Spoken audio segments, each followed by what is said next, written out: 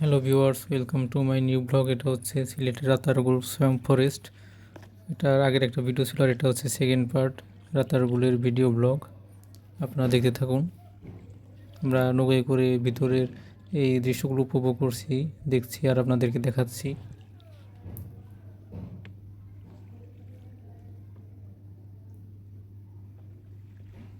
এটা হচ্ছে রাতারগুলের ভিতরের এই ভিউগুলা, ন্যাচারাল ভিউ। এখানে অনেক দর্শনার্থী আসছে দেখার জন্য। আমরা এগুলো দেখলাম। তবে এক এক সিজনে এক এক রকম সৌন্দর্য থাকে এখানকার।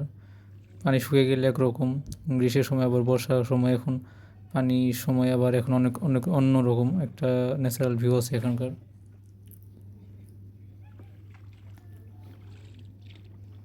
তবে দর্শক টুরিস্টরা প্রায় সবসময় এখানে ভিড় করে থাকে, সবসময় এখানে আসে দেখার জন্য।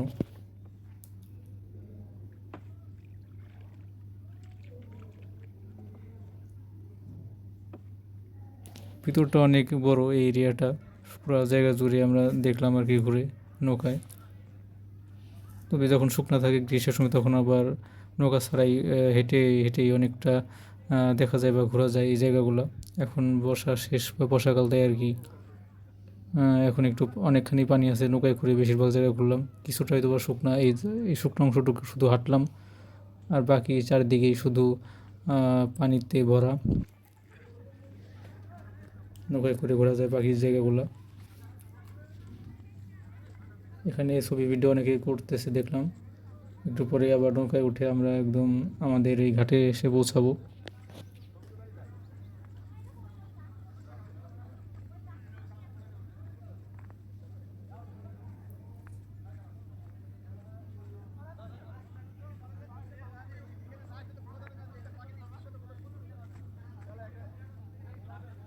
আমরা এই শুকনো জায়গাটা ঘুরে ঘুরে দেখলাম আর কি কী আছে, কীভাবে কী ন্যাচারাল বিউটিগুলো আর কি দেখলাম। ছবি আর ভিডিও করলাম আর কি আপনাদের জন্য দেখানোর জন্য। এই যে এখানে নৌকা এসে ঘাটে এসে রাখছে আর কি। এখান থেকে আবার আমরা চড়বো একটু পর। কিছুক্ষণ টাইম দিচ্ছে আমাদের এখানে ঘোরার জন্য। তবে যখন শুকনো থাকে তখন আরও অনেক জায়গায় শুকনো থাকে, তখন পায়ে হেঁটে আরও অনেক জায়গায় ঘোরা যায়। তবে এখন তো বর্ষাকাল, বর্ষার শেষের জন্য আর কি বেশিরভাগই পানিতে ডোবা, বেশিরভাগই নৌকায় করে ঘোরা লাগে। আবার আমরা রওনা হলাম, চারপাশে ঘুরে দেখলাম। বিভিন্ন রকমের গাছগাছালি আর কি দেখলাম এখানে। এখানে আমি যতটুকু জানতে পারছি, হিজল, করস, বরুণ, শেওড়া, কদম এসব ইত্যাদি গাছগাছালি যেগুলো সচরাচর দেখা যায় না আর কি, দুর্লভ, সেগুলো এখানে আছে। যদি আমি এগুলো চিনি না কি, শুধু শুনছি, দেখলাম আর কি, জানি আমি। এখানে বিভিন্ন মাছ, বিভিন্ন রকমের আর কি দুর্লভ প্রজাতির বা এমনি সাধারণ মাছ, পাখি বা সরীসৃপ এবং অন্যান্য বিভিন্ন জলজ উদ্ভিদ ও প্রাণী এখানে আছে। এখানে সচরাচর খুব একটা দেখতে পাওয়া যায় না, বা কিছু কিছু দেখা যায় এখানে। এটি হচ্ছে বাংলাদেশের একমাত্র মিঠা পানির সোয়াম্প ফরেস্ট। এটি কিন্তু পরিকল্পিতভাবে আর কি তৈরি করা কোনো বন বা জলভূমি নয়। এটি আর কি হাজার বছর ধরেই ন্যাচারালি আর কি গ্রো করছে বা তৈরি হয়েছে এটা। এটি মূলত সিলেটের যে গোয়াইন নদী এবং আশেপাশে যে জলাভূমি, এগুলোর কারণেই আর কি তৈরি হয়েছে।